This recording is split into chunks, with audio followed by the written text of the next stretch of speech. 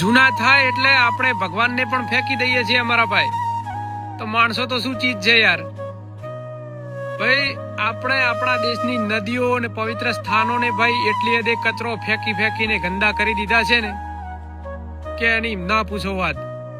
કોઈ પણ જગ્યાએ ભગવાન એવો ઉલ્લેખ નથી કર્યો કે મારી મૂર્તિઓ બનાવી અને મને પાણીમાં પધરાવો, સમજ્યા ને. પણ આપણે લોકોએ ધર્મના નામે એટલી ગંદકી ફેલાઈ રાખી છે ને ભાઈ. મૂર્તિ તો ચલો માની લીધું કે પાણીમાં વિસલીન થઈ જાય છે, પણ સાથે સાથે પ્લાસ્ટિક ને ચૂંદડીઓ ને બધો એટલો કચરો ફેંકીએ છીએ ને ભાઈ. સરકાર સાફ કરે ને આપણે પાછો નાખીએ ને પાછા સરકારની ગાળો બોલે કે સરકારની સિસ્ટમ આવી છે. મારા ભાઈ એક હાથે તાળી ના પડે, આપણે પોતે સુધરવું પડે પેલા, પછી સરકાર સપોર્ટ કરે, સમજ્યા ને. એટલે પછી આપણે વિદેશોથી તુલના કરીએ, અમેરિકા આવો છે ને આપણે ક્યાં છીએ, કઈ રીતે થઈએ ભાઈ.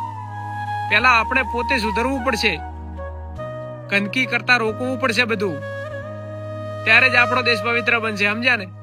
જય જવાન જય કિસાન.